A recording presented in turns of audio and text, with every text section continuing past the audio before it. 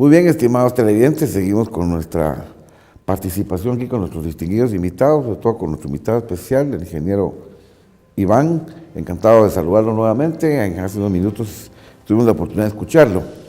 Bien, el tema medioambiental, el tema del ambiente o el tema ambiental es un tema sumamente interesante. Nosotros en la Constitución Política legislamos el medio ambiente como máxima ley en la Constitución para dejar plasmado todo el andamiaje jurídico constitucional, de manera de que el pueblo de Guatemala en sus diferentes departamentos y municipios, aldeas y caseríos, pues se desarrollara integralmente. Siempre se han quejado el mundo guatemalteco de que la provincia está muy abandonada, la área rural. Ahí están nuestros ríos, nuestros lagos, nuestras cuencas fundamentalmente, y Guatemala se caracterizó por muchos años por ser un país muy rural. Inclusive se le ha dicho que es un país eminentemente agrícola, y ahora no nos ponemos de acuerdo si somos realmente agrícolas o somos forestales, un tema también interesantísimo. Entonces, en ese marco quisiera yo hablar de macropolítica, es decir, de lo que son las máximas leyes, a manera de que hay oportunidad y hay tiempo, pues lograr entrar a la micropolítica. La micropolítica del ambiente le llamo yo a la política personal de cada uno de nosotros. ¿Qué hacemos cada uno de nosotros? Porque hay un problema. En Guatemala el medio ambiente es de todos, hay ambientes privados, hay públicos, pero es de todos. Sin embargo, al individuo, como rezan algunas ideologías, no se le da la responsabilidad, porque el yo, el ego, la persona humana en sí, tiene grandes responsabilidades desde que nace hasta que fallece. Entonces no es correcto hablar solamente sin mencionar al ser humano, sino los colectivos. Entonces es un problema en Guatemala donde todo el mundo hace y a la hora nadie se responsabiliza. Yo creo que el país, personalmente, puedo decir que está extremadamente legislado. Hay legislación para todo y nadie se cumple. No tenemos una política de respeto a nuestras leyes, no hay una política de respeto a nuestro medio ambiente. Es decir, yo personalmente no veo un paraíso en Guatemala, a pesar de que es el país de la eterna primavera, nos han dicho. Sin embargo, el mundo entero se debate en problemas medioambientales, unos más, otros menos, pero fundamentalmente en Guatemala. Aquí yo veo el principal problema, porque según la literatura hay dos problemas graves para el medio ambiente. Uno son los problemas ambientales, los huracanes, los terremotos, lo que le llaman los cambios climáticos, y el daño causado por el ser humano. Según la literatura, tanto el ambiente o el mal ambiente, los terremotos, los cambios climáticos y el ser humano somos los responsables del daño que le hacemos a nuestro gran ecosistema, el famoso planeta azul, como yo le llamo, porque tenemos 3/4 partes de agua y una parte de tierra. Entonces, yo creo que el principal problema para nosotros los guatemaltecos, entre otros, es la pobreza. Creo yo que la pobreza ha hecho un problema grave porque no tenemos políticas de población, no tenemos políticas medioambientales, no hay políticas. Ahora hablamos de políticas públicas y vamos a decir que las políticas públicas, lamentablemente a raíz del consenso de Washington, las políticas públicas han venido de más a menos. Se han ido, todo lo que es público ha sido castigado, ha sido demonizado, ha sido menospreciado, no hay inversión para la cuestión pública, no hay educación pública, no hay políticas públicas, no hay salud pública y educación pública. Todo lo que es público se ha ido trastornando porque aparentemente en el país ha crecido lo privado. Entonces esa privatización no ha sido la mejor porque no está regulada, más que por la oferta y la demanda. Entonces el que tiene plata hace y deshace y el pobre se aguanta. ¿Qué crees, mi querido invitado? ¿Qué podemos hacer en relación a la atención primaria? ¿Cómo podemos cuidar mejor nuestro ecosistema? No importa si es a nivel privado o a nivel público, sino dar directrices de macropolítica. Bueno, tenemos un país que ya nuestra población son aproximadamente 15 millones. Tenemos que tomar en cuenta eso, ¿verdad? Hay una sobrepoblación, ¿verdad? Mayor demanda y mayor demanda de los recursos naturales. Pues ya no estamos catalogados como países subdesarrollados, sino en un poco más de vías de desarrollo. Ya nos están sacando de la lista de los donantes, ¿verdad? Porque dicen, no, ellos ya pueden en un momento dado, ¿verdad? Entonces nos quedamos estancados por esas políticas a veces de paternalismo que hemos tenido, donde nos tienen que dar las cosas, donde pongo la mano y me dan, ¿verdad? Y lo repetimos, ¿verdad?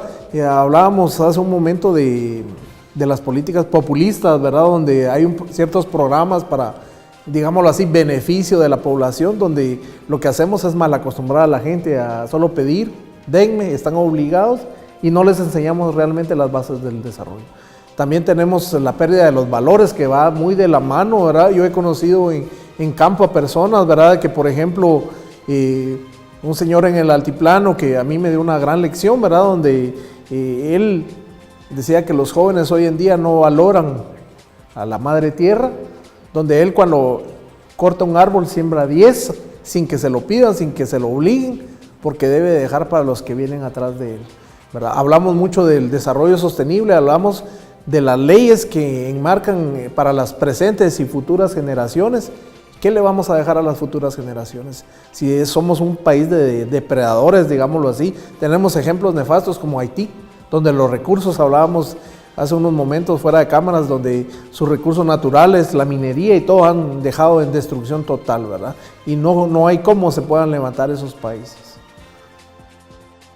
Ha tocado un tema muy importante, que estamos viendo cada vez, bueno, los que tenemos la dicha de vivir todavía, estamos viendo un mundo más deshumanizado, un mundo más mercantilista, donde los valores, van de la mano de lo que estos pueden reportar económicamente.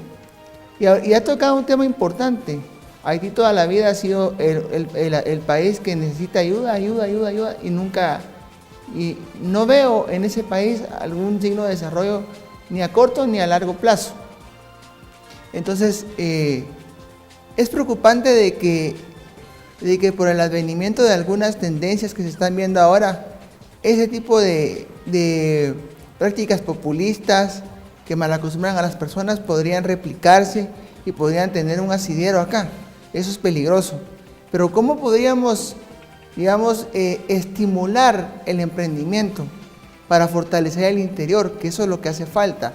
Descongestionar la capital para fortalecer el interior. Para de esa forma, que surjan nuevas ciudades, nuevos polos de desarrollo, pero siempre de la mano de la conciencia de sostenibilidad que debería de existir. ¿Qué planes propone usted?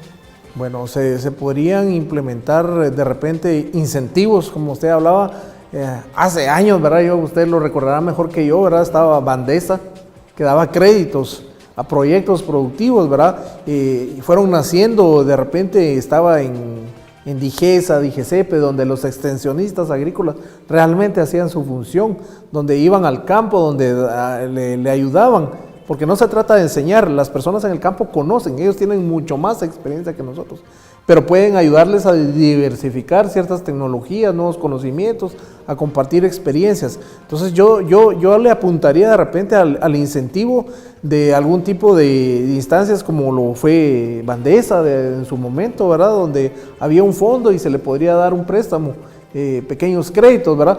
También cuando iniciaba, ahí sí que en sus inicios, Anacafé daba buena asesoría a los pequeños caficultores, ¿verdad? Donde le llamaban el agrónomo, iba a la finca y les daba un tipo de asesoría. No tenía más que algunas cuotas por ser asociado, pero no tenía un costo, ¿verdad? A eso le deberíamos ir apuntando, y donde también nuevamente los valores, ¿verdad? Donde el profesional ahí sí que hace su trabajo por profesión, por virtud y porque en su ser está que le nace hacer bien su trabajo, ¿verdad?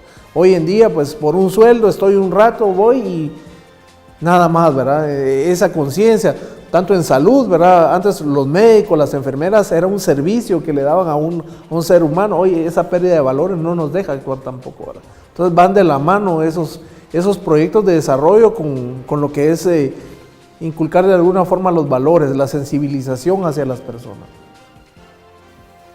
O sea, que usted considera de que lo que estamos, sufriendo es una falta de conciencia. Pero entonces, si ese es el tema o ese es el punto que va a fortalecer todo lo demás, ¿cómo creamos conciencia? Bueno, tenemos que hacer la conciencia con la educación desde los hogares, por eso les decía los valores muy importantes. Las escuelas, el colegio no le va a enseñar a uno los valores, eso se aprenden en la casa, ¿verdad? Con el ejemplo, con la tradición de nuestros antepasados, de cómo utilizar los recursos, de cómo hacer las cosas bien, ¿verdad? Desde ahí, desde ese punto debería ser. Hoy, hace un rato hablábamos de, rápido le echamos la culpa al cambio climático. A veces en nuestro medio los profesionales usan mal los términos. Cambio climático no hay ahorita, hay una variabilidad climática. El cambio climático es en una escala geológica en millones de años cuando ya se va a dar un cambio de clima. Si hablamos de clima, estamos hablando de clima frío, templado, cálido. ¿Ha cambiado en Guatemala? No, lo que hay es variabilidad climática. Pero con tal de conseguir fondos y de vender ahorita el boom que está, es el cambio climático, a todo le echo la culpa. No soy yo como gobierno, sino la culpa la tiene el cambio climático. No soy yo como agricultor, sino que la culpa la tiene el cambio climático. Y de esa forma nosotros estamos destruyendo. Es decir, que le echamos la culpa al niño, a la niña y solo falta que digan las sobrinas. Sí, Ajá. verdad. Muy bien, entonces, sin duda el tema de los manejos de los recursos es un tema que va a estar en boga. Y bueno, ese es un tema que hay que tomarlo con seriedad para poder asegurar nuestra existencia como especies, ¿verdad, doctor? ¿Algo que quiera usted agregar? Sí, mira, es muy importante, ya nos queda poco tiempo, pero yo he visto las últimas décadas del país, yo he visto el deterioro. ¿De dónde comenzó el deterioro? Fue básicamente en la autoestima del ser humano, cuando las políticas públicas de las hace 40 años fueron disminuyendo de calidad, de inversión y se fue desprestigiando. Obviamente el sector privado fue creciendo gracias al mandato de Washington de que había que votar los estados nacionales, había que votar fronteras, había que fomentar el libre mercado. Donde la oferta y la demanda son los sacrosantos dioses de este mundo, que es lo que vale. Entonces, obviamente los estados se pusieron a la oferta y la demanda. Ahora se compran las elecciones, se compran los diputados, se compran los alcaldes. Entonces todo el mundo llega, invierte, va a su puesto X, Y o Z público y se empieza a hacer negocios privados que solo le interesan a él, a su grupo político, a su grupo familiar y prácticamente, en mi opinión, estamos destruyendo el país porque se está privatizando el país. Entonces, ¿qué le vamos a dejar a las nuevas generaciones? Porque la población extrema en cuanto a lo que es el número está en la pobreza. Está comprobado que la pobreza tiene 8.2 hijos por familia y los ricos tienen de 0 a 1. Entonces es una pirámide totalmente anormal. Bien, yo creo que estamos al final. No sé si tú te quieres despedir con algunas palabras finales, algo que los guatemaltecos nos deje conciencia, porque personalmente veo yo una tragedia.